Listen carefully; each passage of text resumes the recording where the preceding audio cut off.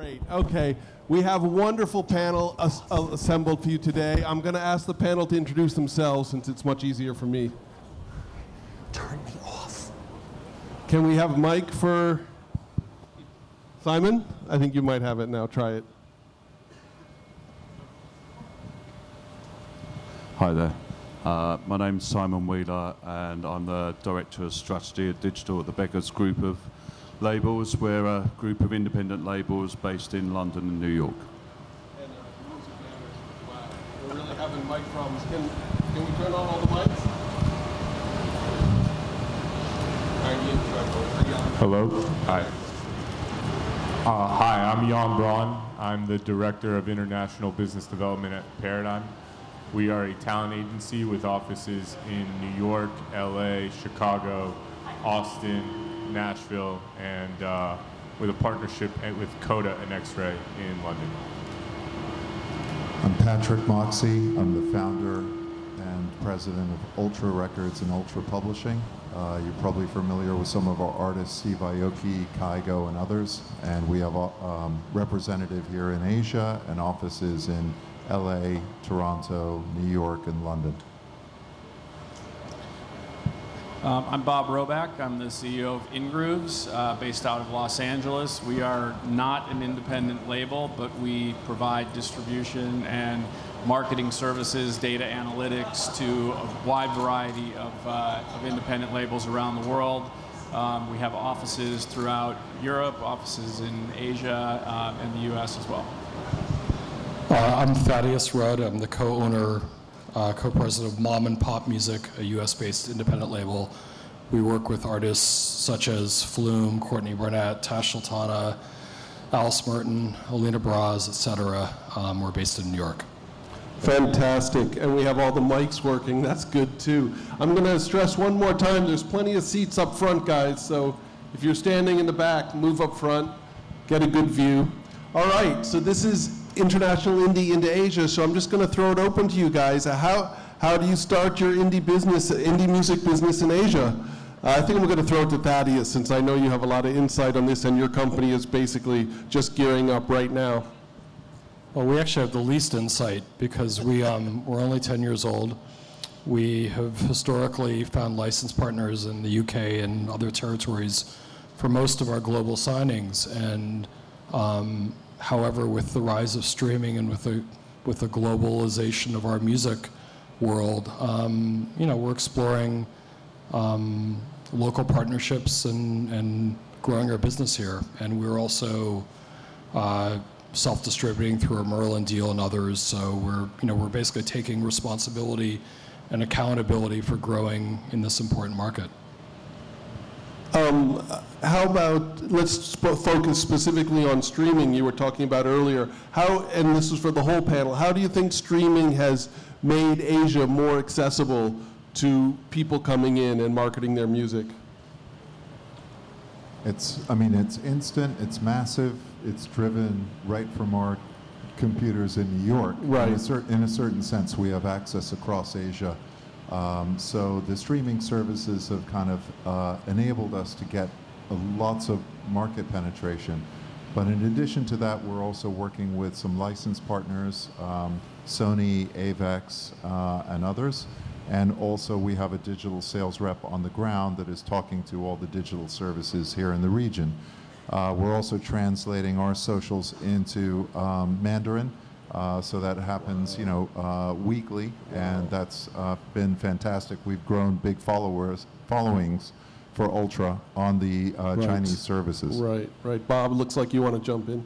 Oh, sure. I think quite obviously the knocking down of the barriers required to actually get into the market with the content is key. But I think beyond that, obviously focusing resources, both time and capital, are very important. So being able to know where you have resonance with a particular type of content to identify opportunity. Asia is a continent, not a place, and so you have to be able to be targeted and be local. And so one of the real benefits of streaming is clearly that ability to get that information and ensure that your time and energy is spent in the right places, optimized for success.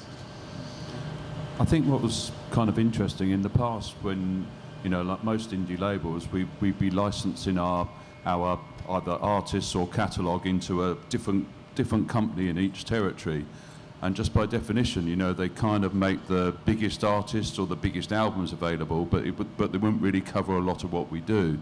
So I think the main change of digital is that it's enabled us to have our entire catalogue available in front of an audience in whatever territories the service was available, and whether that's the the multi-territory, the global companies, or whether that's the local companies in each area. So, you know, in the past, distribution was the hardest thing that we had to do to get our sort of music in front of people.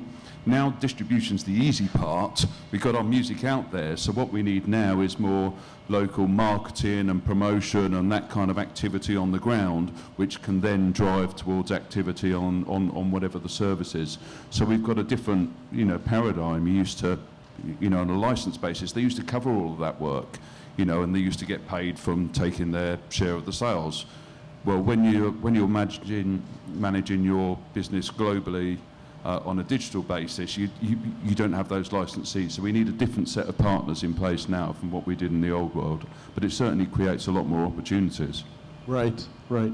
I mean, I think to echo the opportunity sentiment of it, streaming has literally knocked down all the walls where an artist had to grow their business by being present in the market and playing shows and organically getting out there.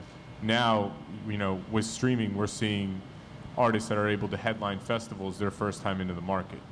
And I think that that's going to be the telling point of how fan growth continues to happen for all these, you know, artists getting into Asia.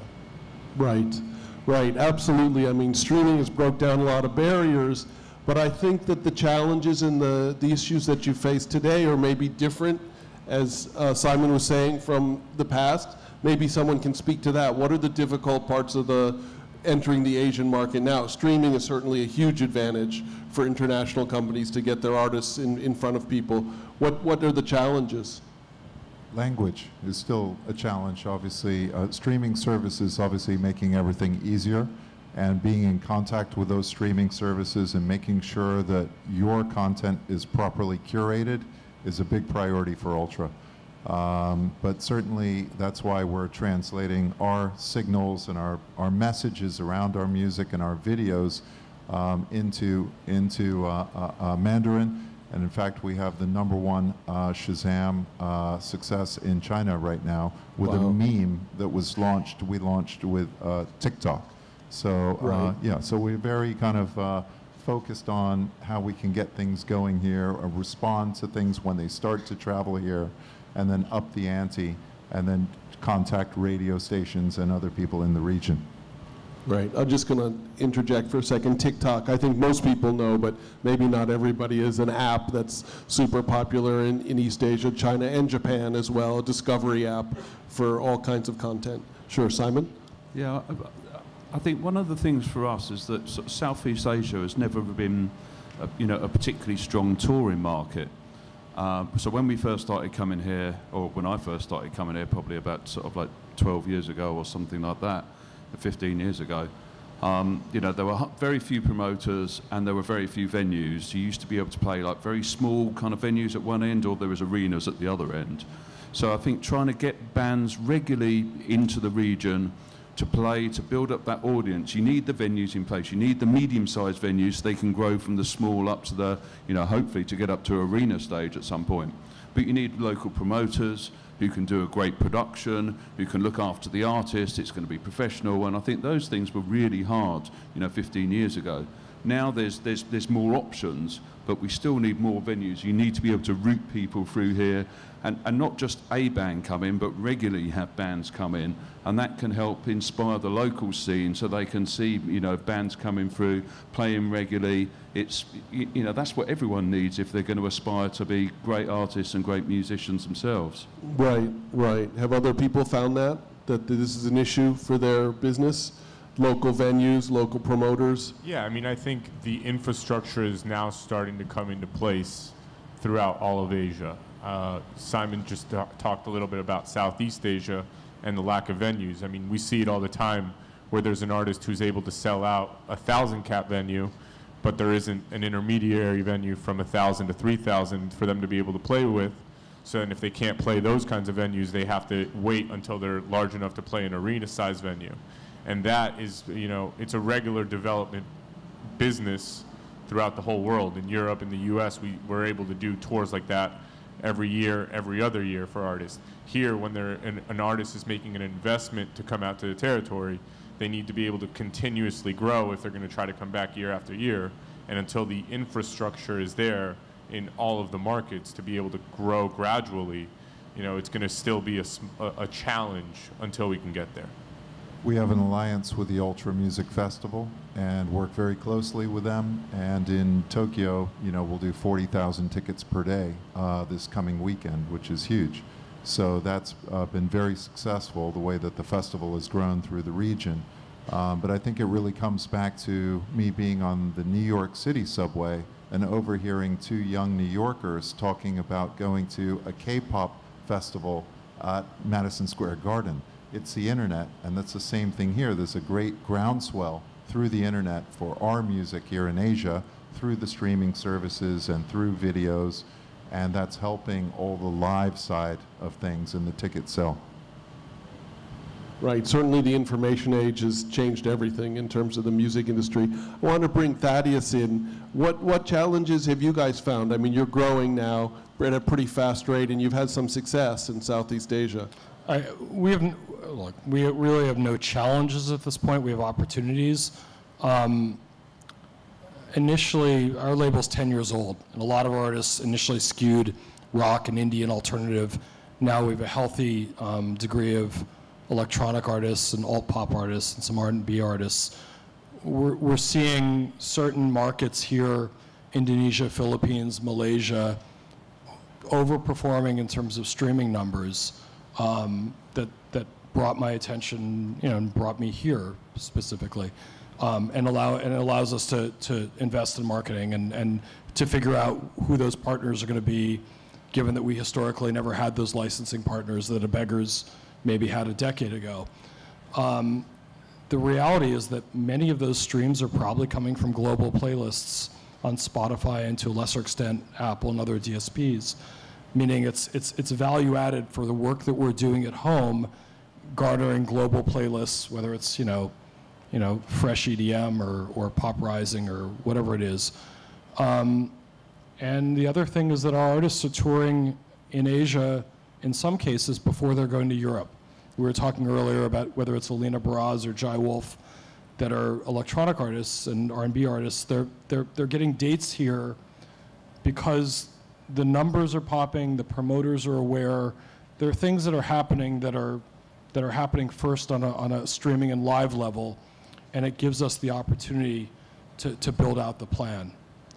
That's our starting point. But the other thing is that which we all talked about earlier, it's not just to say that this market is starting to show real numbers or real engagement and allowing all of us to do more.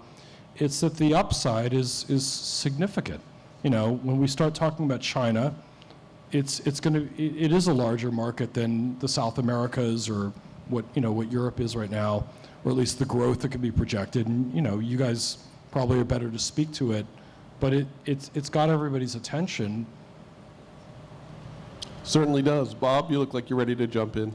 Sure, always. No, look, I think Thaddeus, you mentioned that you don't have challenges, and I think that point's well taken. I think everybody has a challenge in the sense that you do have this huge opportunity with tons of people available from a new market streaming perspective, but the amount of content is growing exponentially as well. And so, we, not being a principal content owner ourselves and sort of sitting in the middle, spend a lot of time trying to identify opportunities for the various content partners that we have to focus their efforts in particular markets where they have some connectivity because either the content is already connecting, whether the artist has some sort of historical connection to that territory, whatever the indicators are that we can start to see to give people, we have a label based out of Norway that we've had a lot of success bringing a particular artist into the Southeast Asian market based on things that we saw. So I think there's really a need, going back to my earlier point, to make sure that time, money, where you're going to go out and spend your time actually in a market, physically present as an artist is very important, and you need to make sure that's appropriately prioritized. And so that's where, I think being able to see that feedback loop from the marketplace is so important. Yes, and you can get that feedback a lot faster. We had that with our artist Sophie Tucker. We got great feedback off the initial singles from Japan, and we were able to send them there with Ultra working together with Sony that was helping us on the ground there. And we put Sophie Tucker, they're a very visual band, represented by Paradigm, actually, and we put them on Japanese television shows, did tons of press and radio, and it's been a huge success. Yeah, and I think sort of one of the points you touched on there is like artist availability. I mean, when you're in the fortunate position that you've got artists that are really starting to generate some excitement in many, many markets around the world, then the demands on their time are kind of insane. And that's got to be managed in a way, very carefully. You can't actually just make an artist just go and work everywhere there's activity, because that's just burnout. And, I get people coming to me all the time and go, well, can we get this artist to come and play here? They're really popular. I said, well, yeah, but there's also like another 50 countries in the world is asking the same question, and there's all the demands and the time. It's just not possible to do everything. So, and I think because this part of the world hasn't been a sort of a natural part of, a touring circuit for, it hasn't got that history to it. You kind of want your artists to be kind of engaged and interested and wanting to come here, and make that effort. And the ones that do, who really put the timing, and maybe it's not justifiable by what they're getting out straight away, but you're building something for the future. I think the artists that have come here, certainly the ones on our roster which have came here multiple times and kind of renewed that bond with the fans and kind of built up that audience, are really seeing the rewards out. But it does take multiple visits when it's kind of hard work, and maybe there's other places you can go and earn a bit more money. It's a challenge and an opportunity to be able to maximize your time here in the market. And I think now that the Asian region has really come online very, very strong, and streaming probably had a huge part to do with that. I mean, these guys can probably talk about it way better than I could about how much that's helping an artist's bottom line here in the market. But being able to maximize and sync up those opportunities for promo, press, and marketing around their tours is the biggest opportunity in my mind that we see to engage with the marketplace going forward. Yeah, I think a great example of this as an electronic artist is Alan Walker, who's with Sony, and he's done so well to spend a lot of time in China. And they had early data and early analytics from streaming that it might be worth their while to do it, but then he embraced the experience, spent a lot of time there, and became a hugely successful artist in China. So it's like our guy Steve Aoki spends a lot of time in China and Japan and is reaping the rewards. So it's down to maybe the streaming analytics can help us identify what the possibilities are, and then to jump in and agree to make the commitment to spend the time to have the success. And in that regard too, I mean, I feel like Alan did such a very good job interacting with his fans on social media, and especially in China. And we have artists Rehab and Kashmir who are on NetEase, Weibo, and WeChat, and they're managing their social media accounts the same way that most artists manage their Facebooks, their Instagram accounts. Rehab is posting every other day, and he's writing the tweets himself as best as he can. Maybe in Mandarin. If it's just one word in Mandarin, or if it's just one sentence in English, to make it very translatable and digestible to a fan in China.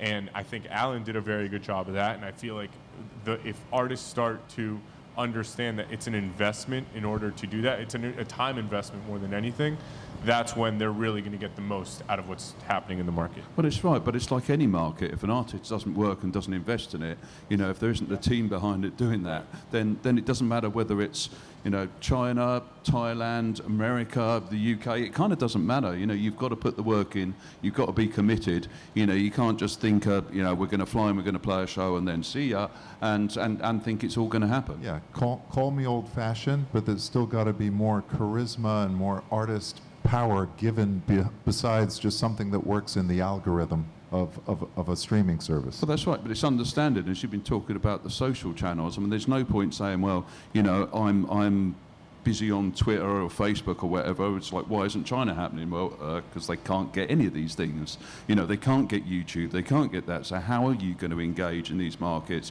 where those Western platforms just aren't as relevant or just much smaller? Right. I mean, first of all, I wanted to point out, you mentioned Alan Walker. You say he's hugely successful. It's more than hugely successful. He's the #1 electronic artist, streamed electronic artist in China. Is that correct? That's correct. That's And, amazing. That is amazing. Our guys Kygo do well. Steve Aoki does well. Steve Aoki, Kygo, Ultra Music. Our material is up every day with posts at Weibo, NetEase, you know, and so we're really communicating in Mandarin for the Chinese market, and the acts are touring and it's connecting. So, but that's the time and energy that you have to put in to get something out. Right, and it's kind of been pointed out, but I want to emphasize it.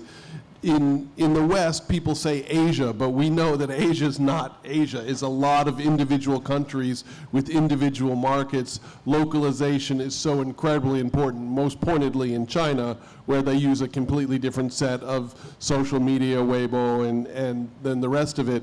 So, but I wonder if some of you can talk about localization in Asia, because the markets are so individual. I think it's incredibly important. How do you feel about that? Well, it becomes a matter of resource, you know, and obviously Mandarin is the biggest, one of the biggest boxes to check, you know. I'd love to have our socials in Singlish, but we haven't quite gotten there yet. You know, but we want to keep growing that and keep communicating, and if our artists are around and they're touring and they're working with our promotion person out here, meeting people and in market, that's the best way. I mean, it's old-fashioned in a sense, but like I said, you can get going with a streaming algorithm, but to take it higher, you've got to show what the artist is, who the artist is, the brand of the artist, and have them maybe collaborate with local artists. You know, we need this thing to really be alive. Yeah, I was going to say, I think that, you know, for many of our labels and artists that we work with, they're not necessarily of the same size and have access to the same types of resources in terms of being able to appear physically in those markets. So that use of social media platforms and otherwise becomes that essential connectivity. You have to invest the time in it, but you have to be able to recognize where you need to do the occasional shout out in a local language, where you need to, you know, start to identify opportunities to collaborate with others local in market, because that's the only way that some of those artists are going to be able to do that at a particular stage until they've got more of a base to justify taking to that next level of possibly appearing. I think it shows the importance of having local representation and people on the ground here, because you know, you can't really do this from a remote office wherever you are. You know, whether it's a language thing, whether it's the tone, whether it's just, you know, finding the local partners and having the relationship to sort of amplify the message. But you know, having local people having those conversations is, as you know, it is a relationship business, and in Asia, you know, more so than anywhere else. So if you don't have that, then you can do a certain amount remotely. It can get you a fair way down the line now. But actually, if you really want to, you know, work with the band and get them introduced more into the local markets, you know, without that, you know, you come up a bit short. I think it's learning from exactly the local partners and what they're doing on a ground level, working with managers who are breaking bands in some of these countries, understanding what methodology they're using to kind of get to that, because sometimes breaking a band is not as easy as just getting them a slot in a festival. You have to do ground roots, promotion, be very, very in tune with the local market. And I feel like that localization is going to be very, very key to band success in the future. Right. And I think I'm going to focus it again. When you say localization, to me, I think language is almost all of it, right? Because we're talking about social media, and if you're really going to engage your artists, I mean your audience on social media, you're going to have to engage in their language. In China, it's going to be Mandarin, and of course there's hundreds of other languages in China, but Mandarin is the one that everybody focuses on. But I mean, if you're going to go to Indonesia, you're going to have to use Bahasa. If you're going to go to Japan, you're going to have to use Japanese. If you're going to go to Korea, you're going to have to use Korean. I think it's crucially important that people understand that. Let's talk about the festival economy just for a second here, because we have a few experts on that. How do you build a strong fan base for a festival economy in Asia? Well, I mean, certainly Ultra has had great success, and I think it's been about slow, steady steps. So the festival organizers, Russell and Adam, have made good decisions, you know, starting really in Tokyo market, building that up gradually, and in the South Korea and Seoul at the Olympic Stadium there. So, but they did smaller events first, and then the events grew, and the capacities grew. We worked very closely, releasing audio albums that came out about a month before the festivals. We went and contacted local producers in South Korea and Japan and had them record festival anthems, which ties in very well with electronic music. So those festival anthems would come out, the albums would get great profile on the streaming services, the festivals would take place, and they've grown, and now there are events happening in Shanghai, Beijing, Bali, etc. So, but I think it's about a slow and gradual growth, organic growth. It's very easy to put up a festival and have it not happen. So it's really like better to go slow, steady steps and build up. I mean, I think that it's, from the artist's perspective, it's a little bit differently. I think that what we're trying to figure out is how to build the touring business for our clients in a festival economy, because getting in front of a lot of fans at some of these festivals is a great opportunity for exposure, but sometimes it's not translating into building your core fan base in these markets. And as an up-and-coming band knows, the economics of touring are not easy.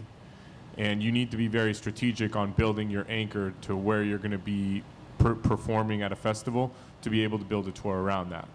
I'm, curious to see how the next few years are going to play out in Asia, where we're seeing great festival runs popping up several times a year, and seeing how artists are going to be navigating their tours around that to kind of determine if that's going to be helping to grow the fan base for these artists, or if it's just going to be every couple of years they play a different festival circuit, depending on who's making the best offers and where it fits into their calendar. Yeah, I mean, I think that's right. I think from an artist's perspective, I think festivals are a great way into a lot of territories, particularly where the economics are really hard to make it work. I mean, we work with a lot more bands rather than sort of single artists or DJs. So, the overheads and the expenses are so much higher.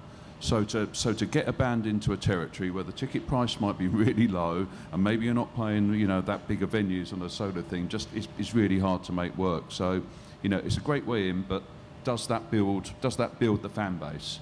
Is that what's really going to move the needle in terms of building an audience? And I think we need more shows, individual band shows. You can't do that. You can't just fly into a territory, do a small show and fly out again. Clearly, that doesn't make any sense. Not anymore. Well, I'm not sure that it ever did when you're playing those smaller audiences. So we've tried to find a network of promoters across different territories, and it's not our business live. We don't do anything in live, but trying to, do you know these people? Do you introduce them with there, and trying to grease the wheels and trying to make the connection? So it's actually, why didn't you guys kind of root this thing together? And and actually we're seeing a lot of success for doing that, and I think that's a way of getting people in to do maybe 6 or 8 shows kind of in different cities around the region, and that can make a bit more sense rather than just doing I'm here for a festival and then I'm flying there for a festival, but you don't really feel like it's the tangible growth. Right, and I think that being able to do a band's own shows is going to help grow the culture and grow the music and help push forward what these bands are doing. We hear from promoters all the time, well, why can't the show be on a Friday or Saturday? And, in the US and Europe, it's very common that shows happen on Monday and Tuesday night. It's not that it's uncommon here in Asia, but it's a very, very big sticking point. And once that starts really pushing forward, that people start growing accustomed to going to see shows every night of the week, that the promoters are willing to invest in marketing and in promotions for these shows that are happening every single day of the week, I think that that's going to open up opportunities for a lot more bands and a lot more artists to be able to perform their own show instead of having to buy in to only going to perform at these big festivals that are now popping up throughout the whole region. Yeah, there's a long-standing debate. I'm going to switch it to this just for a second because I'm interested in your opinions. But there's a long-standing debate that festivals cannibalize the hard ticket touring market. Do you believe that? I guess Patrick would probably not go down that road, but I think some people do. I want to just throw it out there and see how you guys feel. Let's say particularly in Asia. Do you think festivals hurt some smaller bands who are not able to get into it but also not able to tour? I don't think that it hurts anybody right now. I feel like it's a great opportunity for so many bands to get out to these markets that never would have that chance. But now we just need to be a little bit more strategic on what the follow-up is, and that's working together with the label partners, working together with the managers to kind of map that out long term, and working together even with the promoters in these markets and saying, if we're coming in to play this festival this time around, what are we doing 12, 18 months down the road? And being able to navigate that, I think, is going to be, incredible for what could happen to the region. Right. Thaddeus, do you have any or Bob, any opinions on that? From our perspective, it's incredibly simple. If streaming hadn't scaled in all these countries out here that we're talking about in the last several years, artists, agents, managers, and us wouldn't have data. We wouldn't know how many listeners and how many streams an artist has in Jakarta, and the agents wouldn't get offers. The promoters wouldn't have any discernible way to know that there was audience, and taking it a step, back, there would be no audience. If we were in a sales economy, there would be no audience, because the barrier to entry was buying a download, and that never would have happened. So if you start from the fact that the buy-in is just listening to a song, and that song is probably being served on a global playlist or something that's not even locally originating, that's leading to a save and a collection play, it's a first step. It's not selling a ticket, but it's a first step.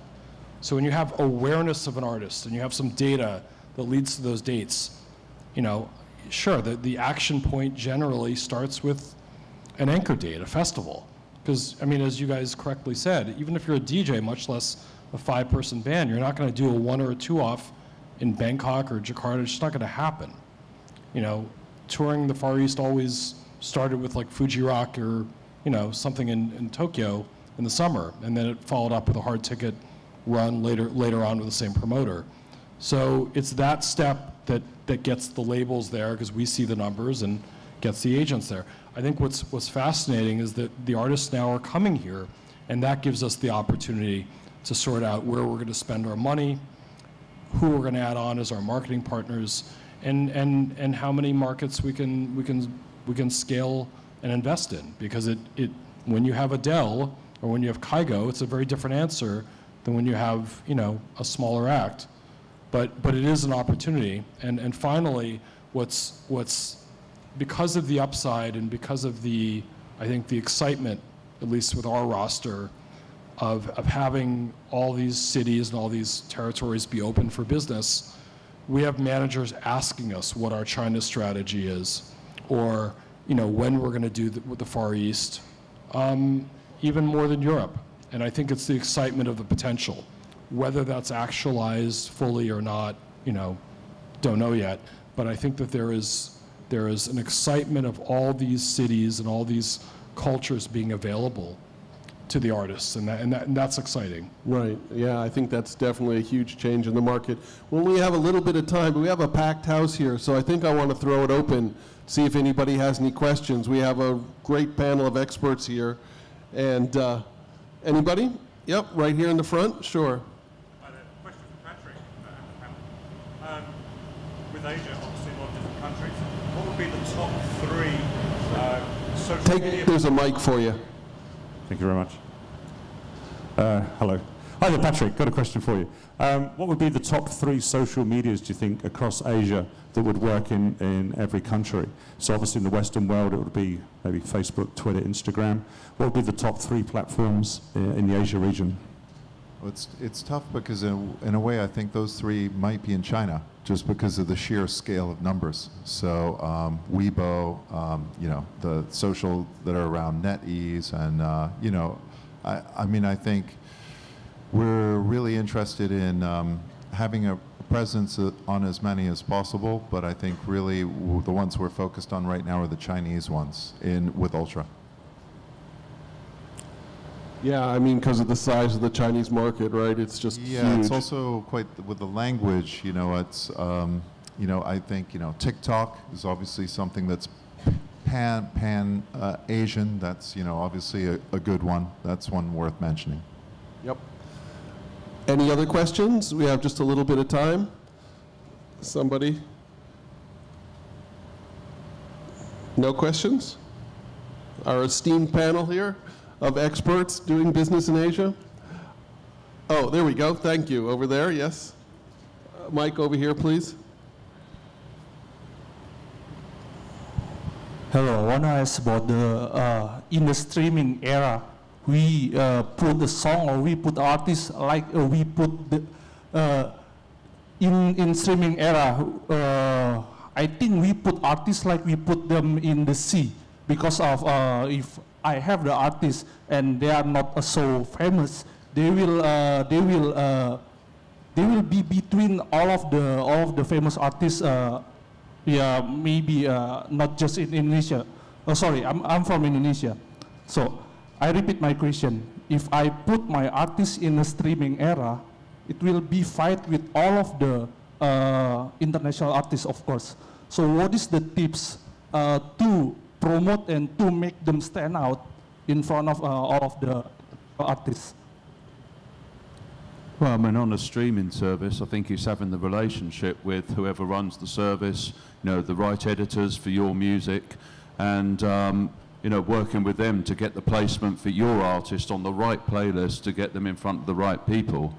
But a successful strategy for any artist or any release isn't just about getting on a playlist. There's got to be more activity and more going on. When you can get activity from streaming, that's great, but you need the bass, you need other activity, playing live if it's the right type of thing, whether that's press, whether that's radio, or whatever other activity there is in your region. It's not just about getting on a playlist. There is no silver bullet. And maybe social media engagement is also crucial in this day and age. I think that's all we have time for. I want to thank my excellent panel for a fantastic discussion. Please give them a great round of applause.